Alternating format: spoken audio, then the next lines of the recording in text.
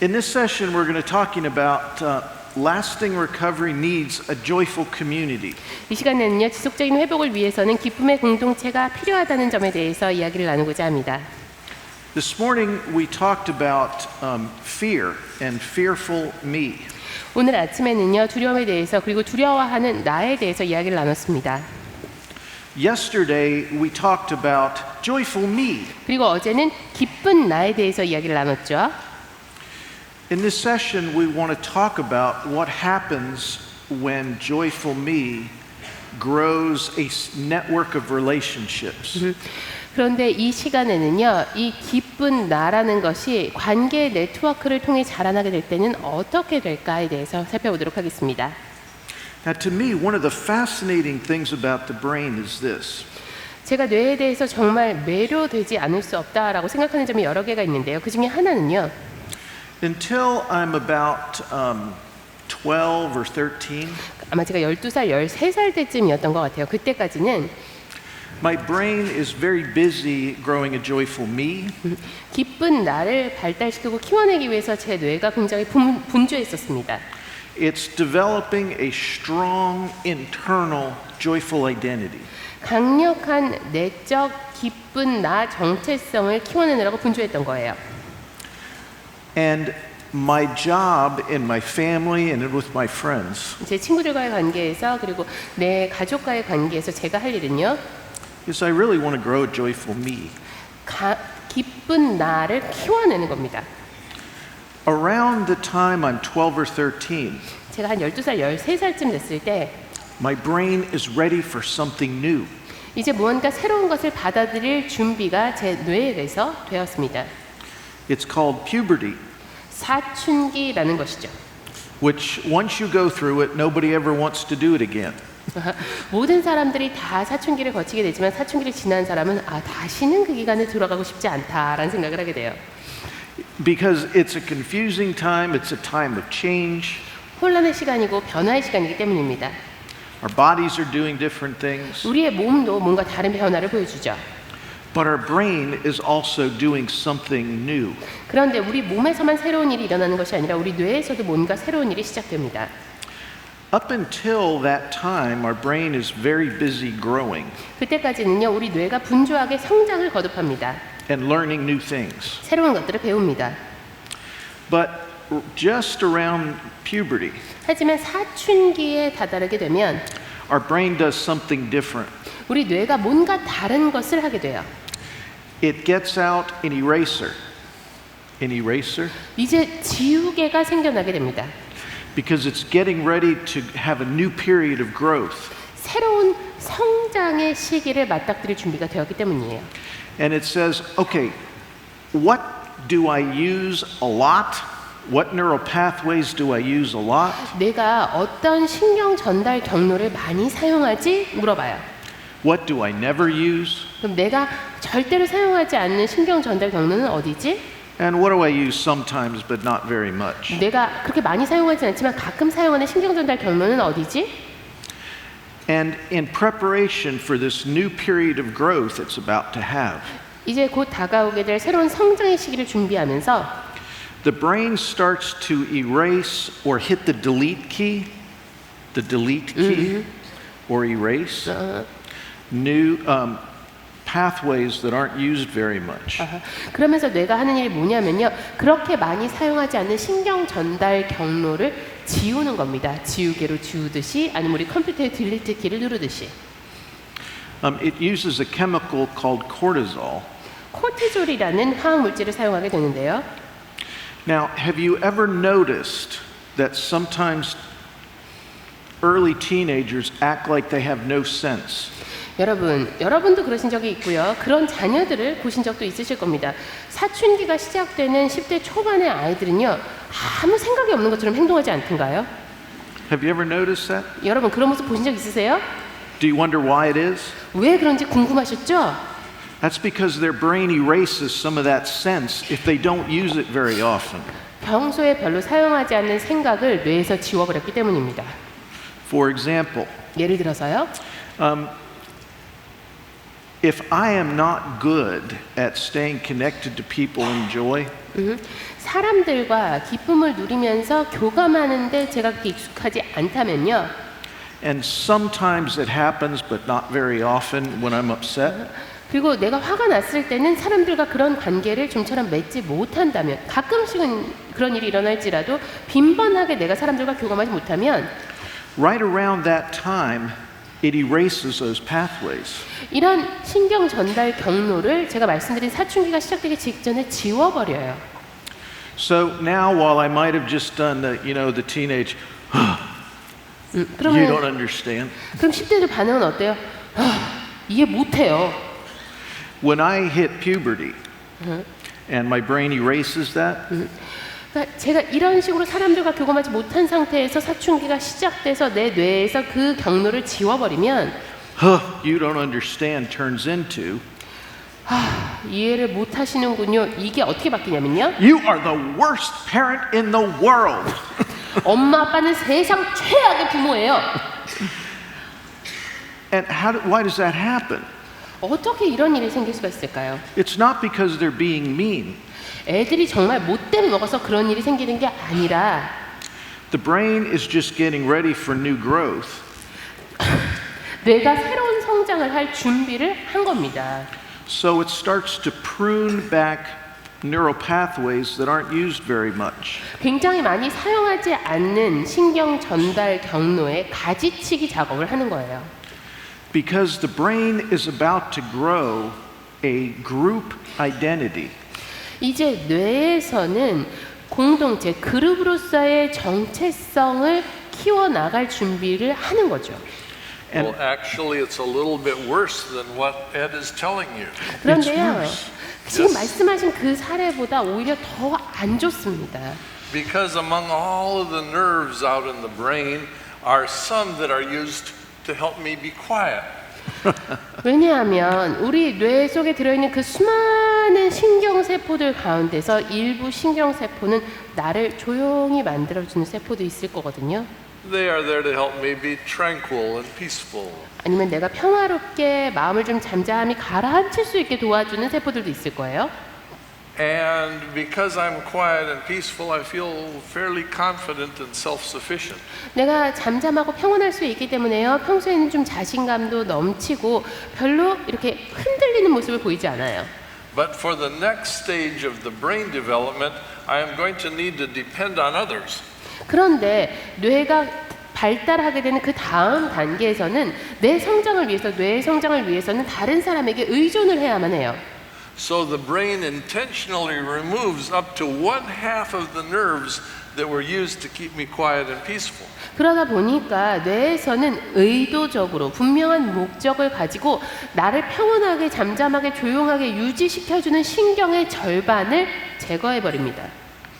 And while up until then I've only had maybe a capful of hormones going through my body, 이전에는요, 아마 이 뚜껑이 가득 찰 정도의 호르몬만 내 몸에 흘러다녔다면 it now adds dozens, even hundreds of times more hormones running around that irritate my brain very much. 이제는요, 내 온몸에 돌아다니는 호르몬의 양이 이전에 돌아다녔던 호르몬의 양의 수십 배, 수백 배까지 늘어나게 되는 거예요. 그러면 우리 뇌는 정신이 하나도 없겠죠. Now I have a very irritated brain, 그러면 내 뇌가 지금 굉장히 정신이 없고 짜증이 나 있는 상태인데 and almost half of my ability to quiet myself is gone. 거기다가 지금 나를 잠잠하게 유지시켜주는 내 능력이 반감한 상태입니다. And if I already was not very good at quieting myself, 기존에도 나는 원래 그렇게 잠잠하게 평온하게 나를 유지할 수 있는 사람이 못 됐었는데 if I was low joy, that's another way to say it.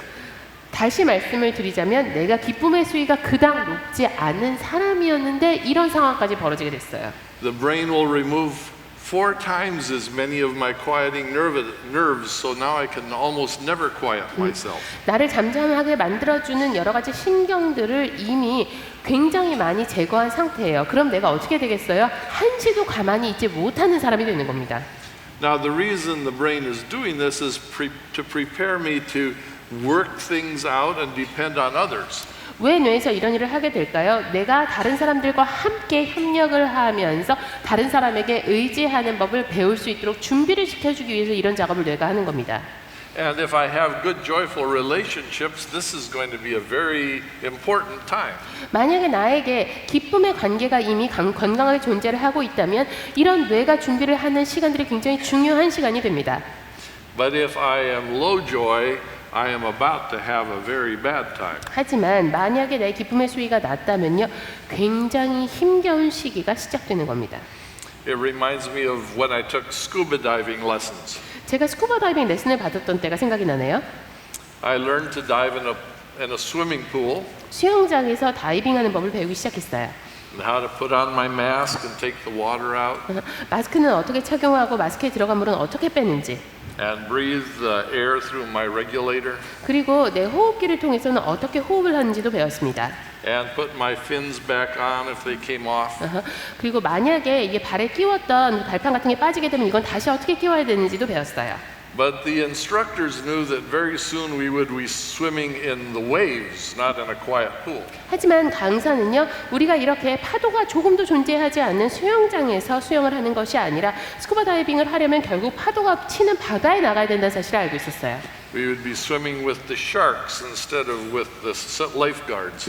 라이프가드가 있는 수영장에서 스쿠버 다이빙을 하는 게 아니라 상어들이 헤엄쳐 돌아다니는 곳에서 우리가 수영을 하게 되는 것을 알았던 거죠. So they took us to the deepest part of the pool and began to pull off our equipment and turn off our air.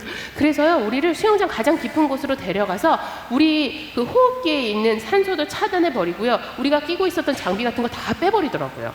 And while I was trying to put my mask on, someone else would be pulling it off 제가 마스크를 끼고 있으려고 했는데 누가 와가지고 마스크를 탁 빼가 버렸어요. because they wanted me to improve my skills 제 기술을 좀 개선해주고 싶었던 겁니다. before I had to face the difficulties of the real ocean. 제가 정말로 바다에 나가서 수영할 때 어려움에 맞닥뜨리기 전에 그런 어려움에 적응할 수 있도록 제 기술을 좀 개발해 주려고 했던 거예요. And so it is that the brain wants to prepare us to depend on others and have good relationships before we have to face the difficulties of life. 우리 뇌도 동일한 일을 하는 겁니다. 우리가 인생의 어려움에 맞닥뜨리기 전에 다른 사람에게 의존하고 다른 사람과 함께하는 법을 배우도록 하기 위해서 뇌가 준비 작업을 해주는 거예요. And the people with good swimming skills did well when all of these things were going wrong. 수영을 잘하는 사람들은 제가 말씀드렸던 것 같은 장비에 모두 문제가 생긴다 하더라도 잘 대처를 할 수가 있습니다. But the people who were scared of swimming and of water very quickly began to jump out of the pool. 하지만 물에서 수영하는 자체를 두려워하는 사람들은요, 이렇게 장비 하나둘 사라지면 깜짝 놀라서 수영장에서 나갑니다.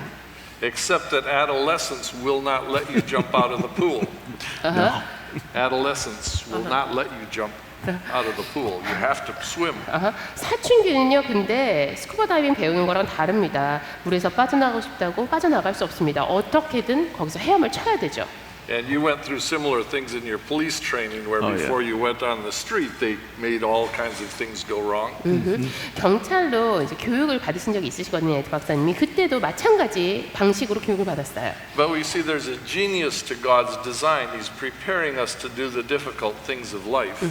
근데 하나님이 얼마나 놀라운 분이신지, 정말 하나님 천재다라는 얘기밖에 안 나올 것 같아요. 우리 삶의 어려움을 맞닥뜨리기 전에 우리를 꼭 준비시켜 주십니다. And like the story of the wise and the foolish virgins, the ones who arrive with a full load of oil do well, and the other ones run out of oil before the night is over.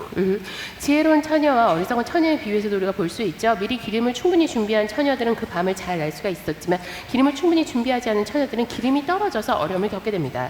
So one of the best things we can do for our children is to teach them how to have joyful relationships with others before adolescence arrives. 우리를 자녀들을 위해서 우리가 해줄 수 있는 가장 좋은 일은요, 사춘기가 도래하기 이전에 다른 사람들과 좋은 기쁨의 관계를 맺을 수 있도록 도와주는 겁니다.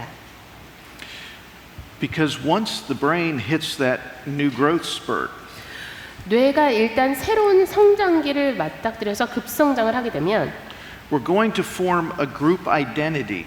그룹으로서의 정체성이 형성됩니다.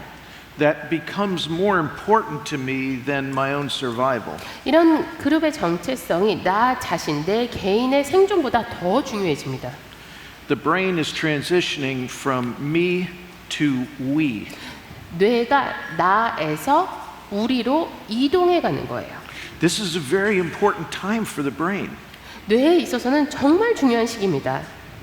When joyful me experiences high joy environments, 기쁜 나가 아주 높은 수위의 기쁨의 환경을 경험하게 되면 it has a much better chance to grow a joyful we group identity.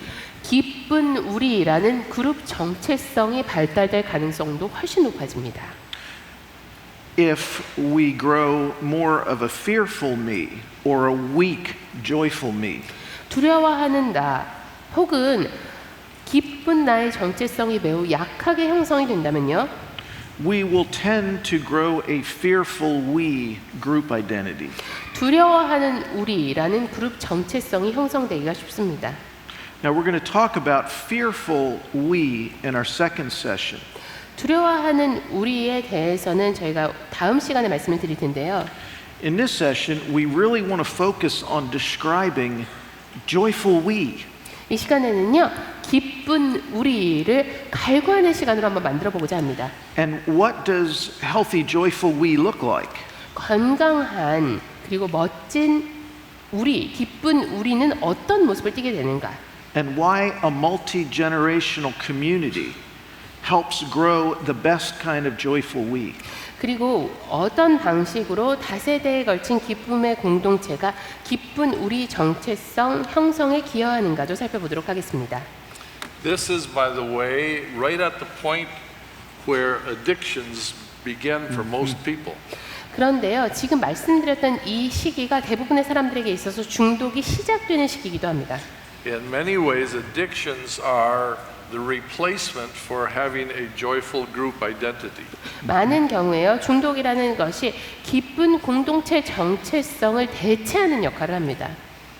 So right around 12, 13, right at this point in time, if we cannot find joy in relationships, we are almost certainly going to find joy in some substance or replacement for a relationship. 그러다 보니까요, 12살, 13살 무렵까지도 건강하고 기쁨에 가득 차 있는 공동체를 형성하지 못한다면, 그리고 그러한 그룹으로서의 정체성을 확보하지 못하게 된다면 결국 그때 즈음부터 시작을 해서 여러 가지 약물이라든지 아니면 중독들이 시작되는 겁니다. Now God has designed joyful we to grow best in family.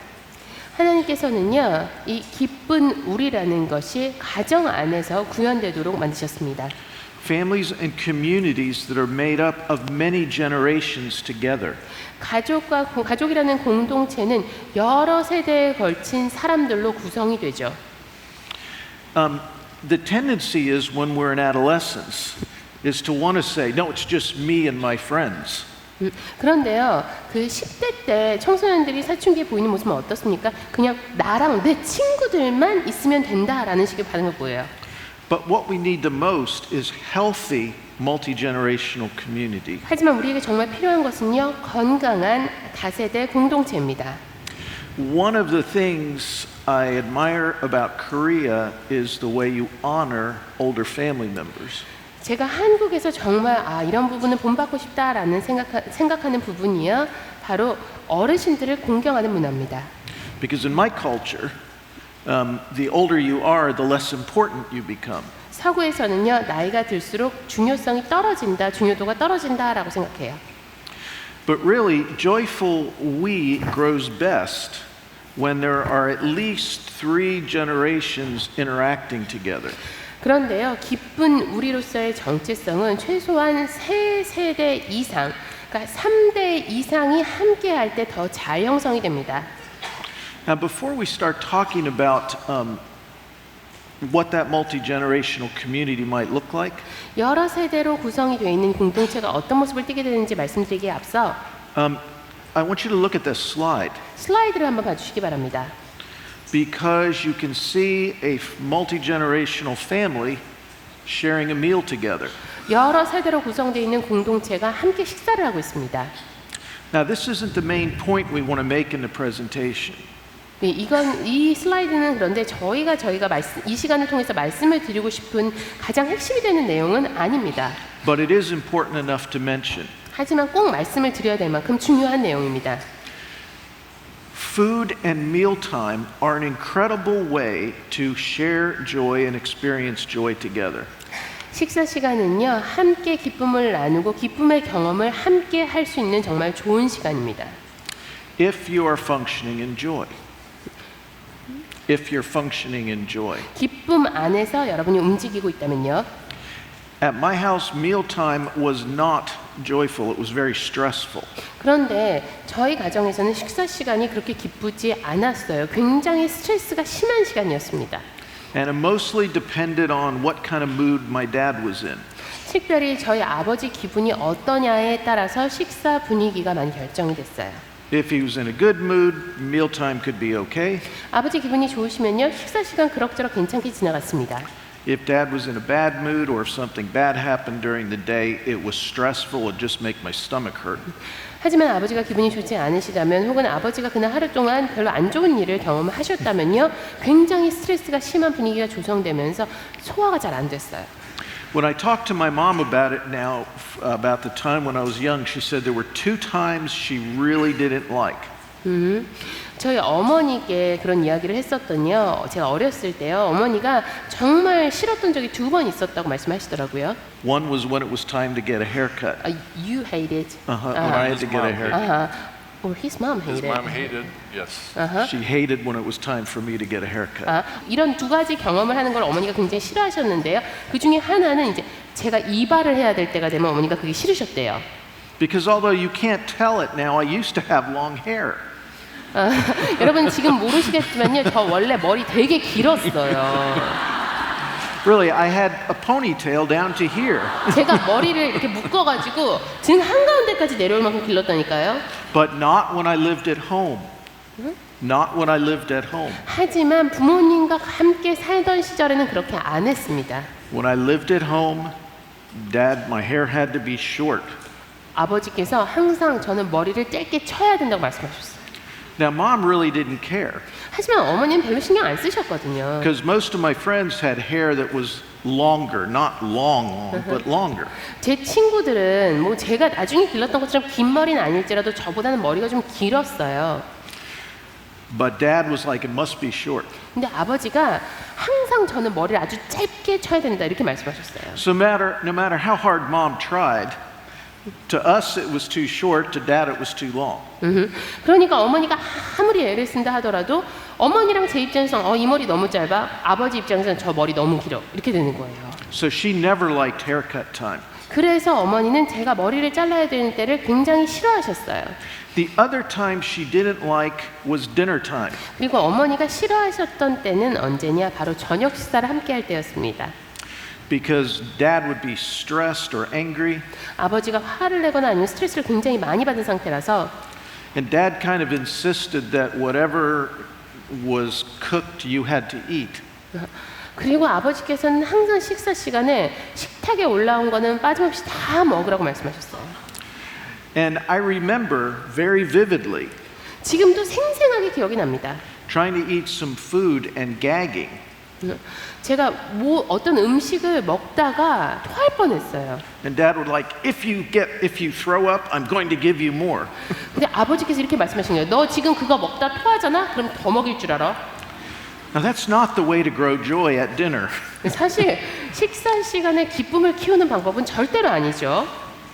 But in healthy multi-generational community, 하지만 건강한 여러 세대로 구성된 공동체에서는요, mealtime is an awesome way to celebrate the food, the one who feeds us, and sharing a meal together. 식사 시간이요, 우리에게 음식을 주시는 그분을 기뻐하는 시간이 될 수도 있고요, 함께 식사를 나눌 수 있는 시간이 됩니다. In fact, when we were writing the book Joy Starts Here, 사실 저희가 함께 기쁨은 여기서 시작된다라는 책을 쓰고 있을 때였는데요. we spent a week or so in a cabin, and the time when we had meals together was the most joyful part of our writing day. 저희가 한 일주일 정도 함께 오두막을 빌려서 시간을 함께 보냈었습니다. 그 기간 동안에요, 우리가 가장 즐거워했던 시간이 바로 식사 시간이었어요. We would start with appreciation and being appreciative and thankful for everything we could find on the table. 식탁 위에 올라오는 모든 것들을 하나하나 굉장히 기쁘게 받아들였고 그리고 하나하나에 대해서 진심으로 감사했습니다. We would be appreciative and thankful of everything we could see out the windows. 또한 창밖으로 보이는 모든 것에 대해서도요, 아 정말 아름답구나 생각하면서 진심으로 감사했습니다. We were appreciative and thankful for everything the other writers had done during the morning or afternoon. 그날 오전, 그날 오후 시간을 통해서 함께 그 책을 썼던 공저자들이 이루었던 것에 대해서도 진심으로 감사하고 또 칭찬을 해주었습니다. And then we would stop and deliberately spend time being aware of God's presence with us. 그리고 나서는요, 저희가 잠시 조용히 있으면서 하나님의 임재를 느껴보는 시간을 가졌어요. And sharing with each other what we believe God was bringing to our mind. 그리고 하나님께서 지금 내 머릿속에 떠올려 주신 것이 무엇인지 함께 나눴습니다. So more than just giving thanks for the food, we tried to share the meal with God's presence. 그러니까 단순히 이 음식 주셔서 감사합니다 하고 그치는 것이 아니라요, 하나님의 임재를 누리면서 그 식사를 함께 나눴던 겁니다. And as we think back about the book, we think this put a lot of the joy into what we were writing. 그리고 우리가 책을 함께 썼던 그때를 돌이켜 생각을 하면요, 함께 했던 그 식사 시간을 통해서 책을 쓰는 과정에 더 큰 기쁨을 누릴 수가 있었어요. It was fun because God loves to feed us. 하나님께서 우리에게 공급을 하셨기 때문에 우리에게 참 즐거운 시간이었고요. It was God's idea that food should be pleasing to the eye and taste good. 음식은 우리 눈에 보기에도 좋아야 되고 우리 입에도 달게 느껴져야 된다라는 것은 바로 하나님이 주신 생각입니다. How do we know that? 어떻게 알 수 있을까요? Because that's what it says in Genesis about the trees. 창세기에서 나무들에 대해서 그렇게 이야기를 하고 있거든요. So, mealtime in healthy multi-generational community 그래서 건강한 다세대로 구성된 공동체에서 이 식사 시간이라는 것은요, can be an incredible time of sharing appreciation and growing a joyful we. 감사를 함께 나누면서 건강하고 기쁜 우리라는 정체성을 키워나갈 수 있는 정말 놀라운 시간입니다. So, what is healthy multi-generational community? 그렇다면 건강한 다세대 공동체란 무엇일까요? Well, we're thinking of at least 3 generations together. 제가 아까 여러 대로 구성이 되어야 된다, 최소한 3대 이상으로 구성이 되어야 된다라고 말씀을 드렸어요. So we're thinking of children, parents, and grandparents. 아이들, 그 아이의 부모, 그리고 조부모로 구성이 된 가정을 생각해 볼 수가 있겠습니다. Biblically, you could call grandparents elders. 그리고 성경적으로는 이런 조부모님들을 장로라고 부르기도 하죠. All 3 generations have an important role to play in growing joy. 그런데 기쁨을 키워나가는 데 있어서 이 각각의 3대의 각각의 세대가 담당할 역할이 있습니다. Think about all 3 generations as being in a stream. 이 3대를요, 하나의 흐름으로 한번 생각을 해보세요. And imagine the stream runs down the front of the stage. 그리고 이 하나의 흐름, 이 강물과 같은 흐름이 이 무대 위를 쭉 따라서 흐른다고 생각을 해보십시오. And up here is upstream. 이 위쪽에 보시는 것이 상류가 되겠습니다. And this is where the elders and the grandparents are in the stream. 조부모님들, 그러니까 장로님들이 바로 이 물의 상류에 계신 분들이고요. Because they're further upstream. They've grown more joy and maturity. 이 상류에 있기 때문에요, 더 많은 기쁨 그리고 더 많은 성숙함을 길러내신 분들인 거죠. And somewhere in the middle, 그런데 이 중간 지점에 어느 지점인가 we have parents. 부모님들의 세대가 있습니다. They have grown maturity, but they haven't grown as much as the grandparents or elders. 성숙함을 키워내긴 했습니다. 하지만 이것이 조부모님들, 장로님들의 수준에 이르는 성숙함은 아직 아닙니다. And way down here, 그리고 훨씬 아래쪽으로 내려가 보면요, we have the youngest generation, 가장 어린 세대가 있습니다. children, 아이들이죠. and those less mature. 성숙함이 좀 떨어지는 아이들입니다. Now, what's important for us to remember 그런데 우리가 반드시 기억해야 될 것이 하나 있습니다. is that we're all in the same stream. 우리 모두가 한 강물 안에 있다라는 거예요. We're all in the same stream called joy, 기쁨이라는 한 강물 안에 각 세대가 놓여 있습니다. and we are all growing and maturing in joy.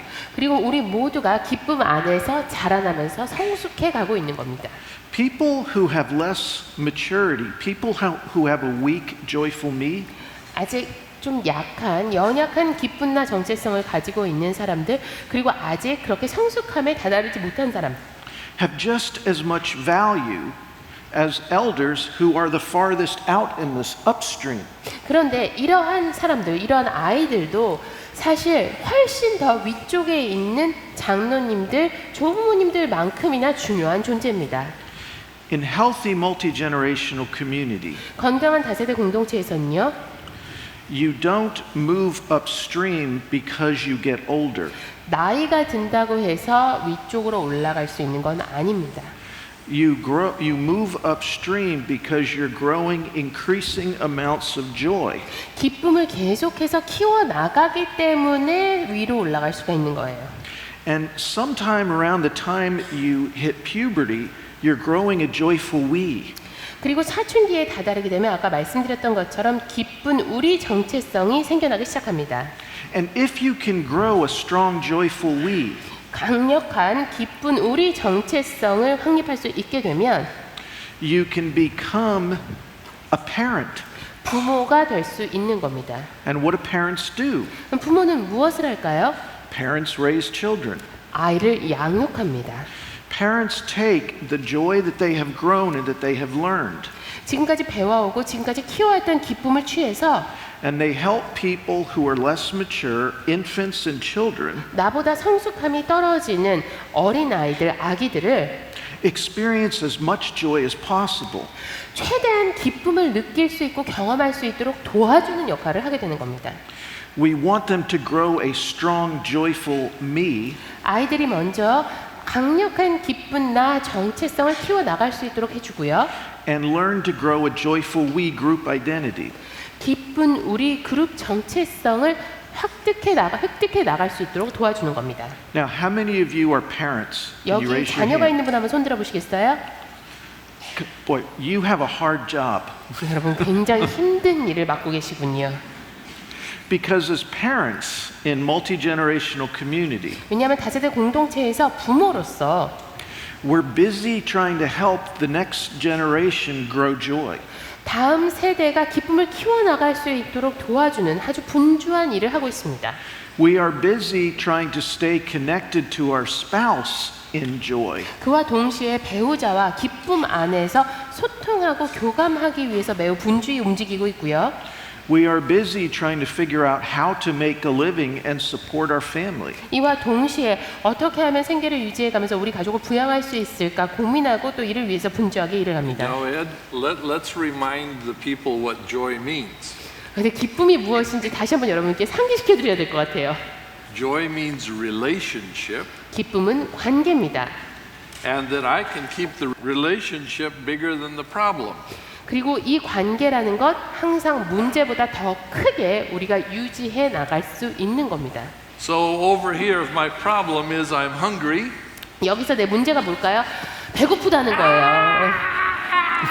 Not this time. 네, 네. don't try. 아 예, 이번엔 안 하겠습니다. I forget all about relationship because I'm hungry, and that's all that matters. 배고파요. 배고프면요, 애들은요 관계고 뭐고 다 잊어버려요. 배고파요. 그게 제일 중요한 거예요. But by the time I've gotten here, my mother expects that I can remember our relationship even if I am hungry and wait. 하지만 이 정도 지점에 다다르면 엄마가 어떤 기대감을 아이에게 갖고 있습니까? 관계를 좀 기억해 주기를 바라는 거예요. 그래서 배가 고프다 하더라도 조금 기다릴 수 있기를 바라죠. And by the time I'm over here where Ed was in the parent spot, 그리고 이제 드디어 아까 에드 박사님이 계셨던 부모의 단계에 다다르면 I can remember the relationship even if I'm hungry and I might feed them before I feed myself.